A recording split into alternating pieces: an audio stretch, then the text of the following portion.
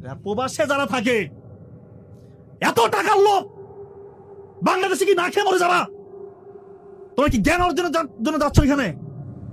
টাকার জন্য কাঙ্গাল হয়ে গেছে। কিভাবে থাকে একা একা যে থাকে 5 বছর 6 বছর হয়ে যায় বিদেশে থাকে, ও কি মানুষ না, ও কি ফেরেস্তা? ও কি প্রতিদিন রোজা দেন নাকি? 100টার মধ্যে 95টার উপরে এই হিস্টেরি। সারাদিন পরিশ্রম, এত কাজ করে, রাতের বেলা এসে তার শরীরটাকে রিচার্জ করবে, সে ঘুমাবে, সেটা না, সে পর্ন ভিডিও দেখতেছে, মাস্টারবেশন করতেছে, তার শরীর শেষ। এই কি কইলো ভাই এটা? ভাই আপনি আমার সাথে বয়সে ছোট হইবেন কিনা জানি না, তবে আমি আপনার একটা কথা ভাই, আপনি কি কোনোদিন প্রবাসী গেছিলেন? প্রবাসীদের সম্পর্কে যে আপনি মন্তব্যটা করলেন, আপনি কি প্রবাস গেছিলেন? আর কেন প্রবাসীরা যায় জানেন? বিদেশ যায় কেন মানুষ? বাংলাদেশে যখন মানুষ বেকার জীবন কাটাইতে কাটাইতে নিঃসঙ্গ হয়ে যায়, তখন মানুষ বিদেশ যায়। আর কিছু কিছু মানুষ বিদেশ যায় ছোট সময়ে, ফ্যামিলিতে ওইরকম আর্থিক সমস্যা থাকে, লেখাপড়া করতে পারে না টাকার অভাবে, এই কারণে তারা প্রবাসী যায়। আর আপনি কি বললেন? এটা কোনো কথা বললেন আপনি প্রবাসীদের সম্পর্কে এই কথাটা কেন বললেন? আর আপনি কি বললেন যে প্রবাসীরা মাস্টারবেশন করে? আপনি প্রবাসী গেছিলেন? প্রত্যেকটা প্রবাসী যখন বাংলাদেশে আসে তখন প্রত্যেকটা প্রবাসীর নায়কের মতো দেখা যায়, স্মার্ট দেখা যায়। আমি একজন প্রবাসী, আমি যখন বিদেশ থেকে আসলাম, এই যে আমার যে দেখতেছেন, এর চেয়ে 1000 গুণ স্মার্ট দেখা গেছে আমার। প্রবাসীরা আপনি বললেন যে তারা মাস্টারবেশন করে, আপনি কি জানেন মাস্টারবেশন করে? বাংলাদেশে যে ছেলেপেলেরা আছে ওরা কি মাস্টারবেশন করে না? আপনি যে এই কথাটা বললেন, তারপরে কি বললেন প্রবাসী কি জ্ঞান অর্জন করতে গেতেছে? আরে ভাই, প্রবাসী টাকা ইনকাম করতে যাইতেছে, ফ্যামিলি বাঁচানোর জন্য যাইতেছে।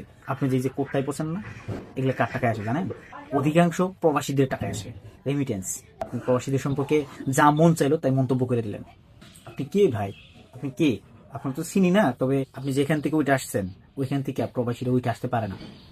আপনার ফ্যামিলি ব্যাকগ্রাউন্ড ভালো ছিল, আপনার বাবা হয়তো বা কোনো চাকরি করতো কিংবা বড় কোনো বিজনেসম্যান ছিল, কেননা আপনি এইসব কথা বলতে পারতেছেন।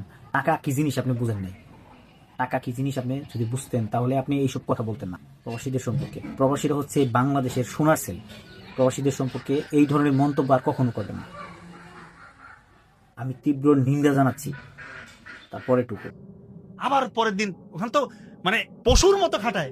মালয়েশিয়া যারা থাকে ওই পেশন আমাকে বলে, স্যার চায়না আমাদের যে মালিক, চায়না চাইনিজ ভাষা কিছু বুঝেও না স্যার। হ্যাঁ, পর কি এমনি পারে? প্রবাসী ভাইরা ফোন দিয়ে বলতেছে, স্যার 3 মাস ছিলাম, 3 বছর 4 বছর প্রবাসে থাকার পর 3 মাস মানে 6 মাস থাকতে আসছি দেশে, 3 মাস থাকছি, আমার স্ত্রীকে আমি 3 মিনিট সময় দিতে পারিনি। 3 মিনিট আমি লজ্জায় চলে আসছি, স্যার আপনি আমার চিকিৎসা করান। হিস্ট্রি কি? পর্নোগ্রাফি, মাস্টারবেশন দীর্ঘদিন ধরে। আর প্রবাসে যারা থাকে, প্রবাসী ভাইয়েরা, আপনারা যে এই ভিডিওটা দেখলেন, আপনার মনের মধ্যে কি এই লোকের জন্য একটু পরিমাণ বিন্দু পরিমাণও ঘৃণা জন্মাইছে? এই লোকটার যে ভাষা, এই লোকটার যে কথা বলার স্টাইল, এই কথা বলার স্টাইলের উপরে আপনি একটা কমেন্টস করেন। আর আপনার কমেন্টস অবশ্যই সুন্দর করে করবেন, যেন আপনার কমেন্টসটা সবাই পড়তে পারে। যদি বাজে কোনো কমেন্টস করেন তাহলে ওইটা লক হয়ে যায়, ওই কমেন্টসগুলো কেউ পড়তে পারে না। এর আগের ভিডিওতে আপনারা আমাকে হাজার হাজার লোক ভালোবাসা দিয়েছেন, হাজার হাজার লাইক দিয়েছেন এবং হাজার হাজার ফলোয়ার পেয়েছি। আমি এক ভিডিও থেকে আমি 2000-এর বেশি ফলোয়ার পেয়েছি। আপনারা আমাকে এত পরিমাণে ভালোবাসা দিচ্ছেন, আমি আপনাদের কাছে চিরকৃতজ্ঞ। তবে আমি এটা বরদাস্ত করব না প্রবাসীদের নিয়ে কোনো কথা বললে, কারণ প্রবাসীরা অনেক পরিশ্রম করে, অনেক ত্যাগ স্বীকার করে তারপরে তারা টাকা ইনকাম করে আনে। আর কথা হচ্ছে, আমি নিজেও একজন প্রবাসী, যদিও এখন আমি বাংলাদেশে থাকি, তবে আমি একজন প্রবাসী। আমি দীর্ঘ 7 বছর ছিলাম সৌদি আরব। তারপরে আপনারা আমার এই ভিডিওটা অবশ্যই শেয়ার করে দিবেন এবং আমাকে একটা ফলো করবেন।